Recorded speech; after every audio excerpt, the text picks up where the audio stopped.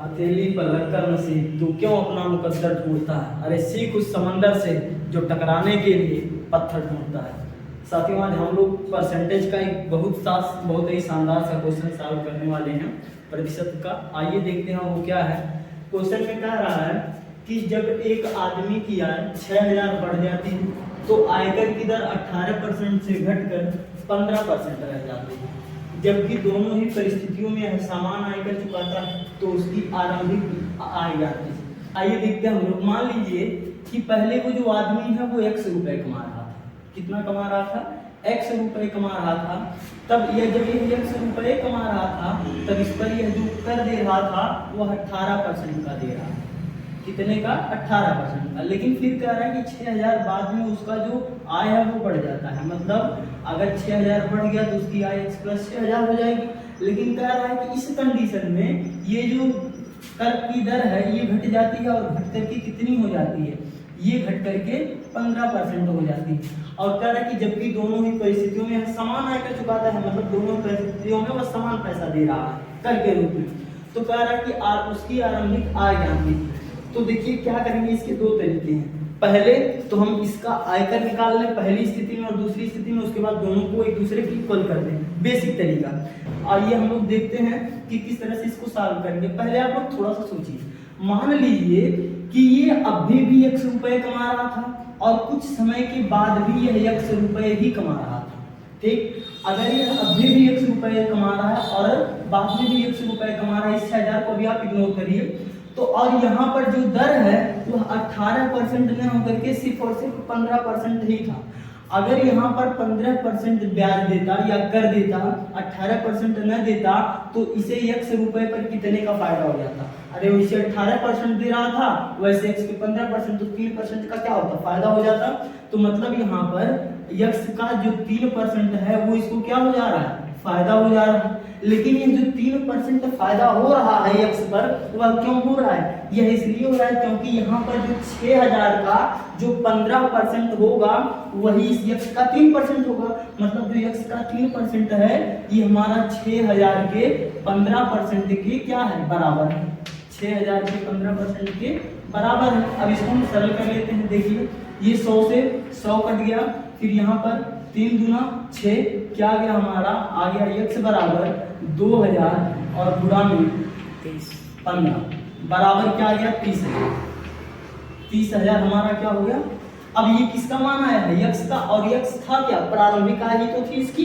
तो प्रारंभिक आय कितनी आ गई? 30,000। और अगर बाद में पूछ लेता है कि बाद में कितना होगी, तो 30 में 6000 जोड़ देंगे, 36,000। लेकिन हमसे पूछा था आरंभिक आय, तो हमारी आरंभिक आय कितनी हो जाएगी? 30,000 इसका आंसर हो जाएगा।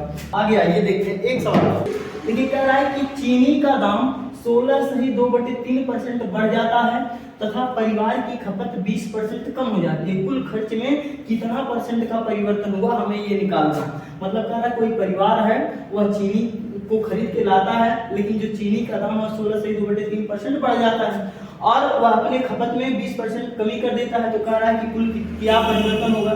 तो देखिए यहाँ पर हमें परसेंटेज वैल्यू से ना फ्रैक्शन वैल्यू याद होनी चाहिए। देखिए यहाँ पर कह रहा है कि 16.2/3%, तो इसका हमें क्या याद होना चाहिए? इसका हमें भिन्न मान याद होना चाहिए, फ्रैक्शन वैल्यू। तो इसका जो फ्रैक्शन वैल्यू होता है वो होता है 1/6। और अगर हम 20% की बात करें तो जो 20% की फ्रैक्शन वैल्यू होती है वो हमारी होती है 1/5, ठीक। अब यहाँ पर आप लोग जानते हैं कि नीचे वाला कुल को दिखाता है, ऊपर वाला जितना परसेंट घटता है या बढ़ता है उसको दिखाता है। तो यहाँ पर आते हैं, देखिए कह रहा है कि टोटल परिवर्तन ज्ञात कीजिए। तो यहाँ पर हम लोग क्या करेंगे? देखिए प्राइस और इनटू जो कंजम्पशन होता है, मतलब मूल्य, और गुणे खपत जो होता है, खपत ये कुल खर्च होता है या एक्सपेंडिचर जिसे हम कहते हैं ई से। मतलब ई जो होता है वह पी और गुणे सी के बराबर होता है। तो यहाँ पर देखिए क्या कह रहा है कि इसकी जो प्राइस है वह 16.2/3% बढ़ जाती है, और 16.2/3% का मान कितना है? 1/6।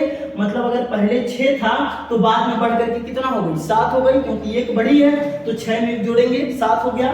मतलब अगर हम पहले देखें तो पहले अगर इसकी प्राइस 6 रही होगी तो बाद में कितनी हो जाएगी, तो बाद में ये हो जाएगी 7। लेकिन फिर यहाँ पर क्या है कि जो खपत है 20% कम हो जाती है, और 20% का मान कितना है 1/5।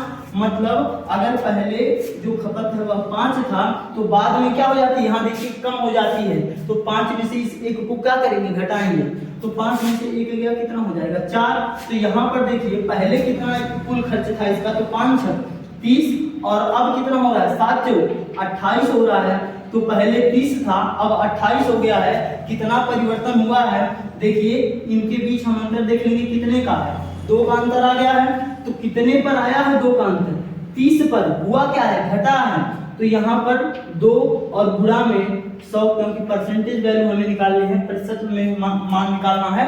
तो 2/30 गुणे 100। अब यहाँ पर देखिए 2 15 30। अब इसको अगर हम सरल कर ले तो 100/15। अब यहाँ देखिए इसको आगे सरल कर लेते हैं, 5 से काट लेते हैं, 5 दूना 10, 5 3 15, और इसको और सरल करेंगे तो ये हो जाएगा 3 6 18, 6 सही 2/3% इसका आंसर हो जाएगा। और ये क्या हुआ है, कमी हुई है, क्योंकि 30 पहले था, बाद में 28 हो गया, तो 6 सही 2/3% की क्या हो गई है, कमी हो गई है। एकदम आसान सा था। अगर इसी को हम लोग देखें सक्सेसिव केस से लगाते तो यहाँ पर सब फ्रैक्शन वैल्यू थी, बदलना पड़ता, फिर आगे बहुत तामझाम हो जाता, और इस तरह से एकदम आराम से आ गया है। धन्यवाद।